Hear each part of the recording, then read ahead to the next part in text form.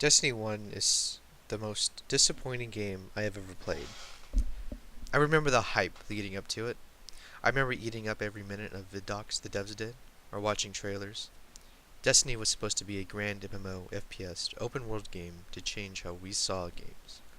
And in a way it kinda did. From misleading marketing to downright disrespectful community leaders, Destiny 1 to this day is the reason I will never pre-order any game ever. I'm not here to go over every scandal and every hiccup in Destiny's life. There are plenty of YouTubers who have done that, Batman Dobbins for the win being the most primary example. I will say, though, that I firmly believe the masterpiece we were all promised is out there, or at least was out there. Be it corporate greed or incompetence, the Destiny many of us thought we were buying existed, somehow. But it was cut up and resold to us as expansion packs, or locked away from us until the game was essentially obsolete. As you'll notice, I'm using the gun Hawkmoon in this footage, and that gun was not available to Xbox players until Bungie had squeezed every last penny out of the game. If you want to learn more about the shitty business practices Bungie and Activision did during Destiny 1, I highly recommend you watch Batman Dobbins for the Wins channel. The community. Destiny has one of the most stubborn and toxic communities I've ever been a part of. The worst part is that they refuse to see the game for what it is, a cut up mess. That was until somewhat recently, with gamers being heard by EA during the Battlefront microtransaction scandal. Many are feeling bold enough to now speak out against Bungie's malpractice. A post recently reached the top of r/gaming that talked a little bit about the disgusting business practices in Destiny 2. About how the new DLC has locked content from players. Does anybody else remember when the content was being locked away from Year 1 players in Destiny 1 with the release of each DLC? I do. Apparently shaders are now consumable and cost real world money to buy. Anyone else remember when Luke Smith made an ass of himself trying to justify the $40 price tag on the Taken King, saying we would throw money at the screen if we saw the new shaders and new emotes? I do. And do any of y'all remember when major Destiny YouTubers came out against the blatantly anti-consumer nature of the changes to Destiny? Well, I don't. I don't remember. And remember when the Destiny community had bended over with each new DLC and each new screwing from their corporate masters? Well, I remember that very, very well. Years ago, I and many others were very vocal on the forums of BNet about how we felt about the game.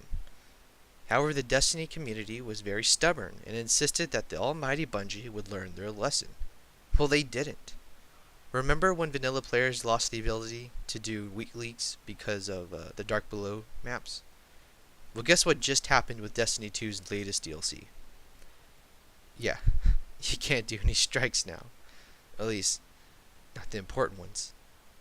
Any and all criticism of Destiny has been dismissed and belittled by the community for so long that the same bullshit Bungie was pulling 3 years ago is still being pulled because of the stubborn and toxic community.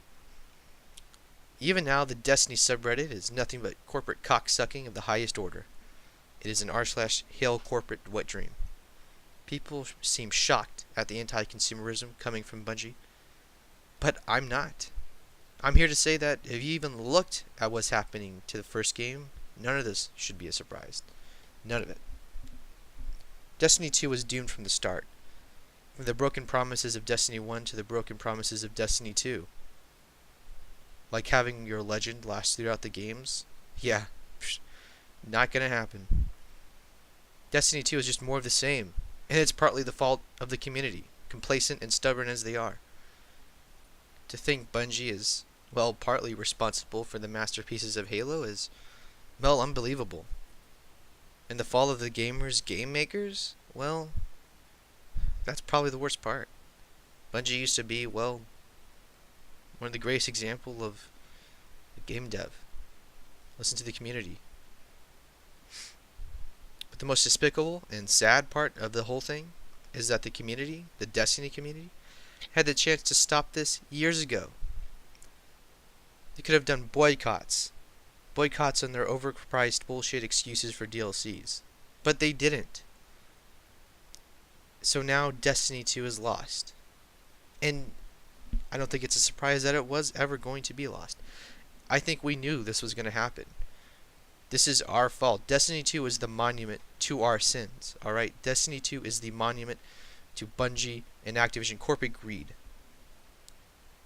And really, at this point, there may not be much we can do.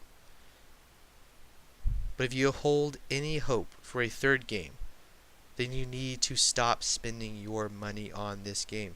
You need to stop buying the microtransactions, and you need to stop buying the DLC, and you need to get refunds. Just like you did for Battlefront 2, you need to get refunds if you pre-ordered, if you bought this game. You need to refund it, you need to take it back to Target, you need to take it back to Walmart, you need to take it back to GameStop. You need to try and do a digital refund. You can't do it digitally on Xbox. I'm sure you can do it on PC. Well, actually maybe not PC. I'm not sure about Blizzard's return policy. I know on Xbox you can get a refund. It's a pain in the ass, but you can. I hold little faith for the Destiny community's ability to recognize their mistakes. This is partly the community's fault. In fact, I would almost say it's mostly the community's fault. They've enabled this. But for the sake of gaming as a hobby, which we enjoy, just do it. Just stop. Okay? It's time to stop buying into their bullshit. This is bad for gaming. It's bad for all of us.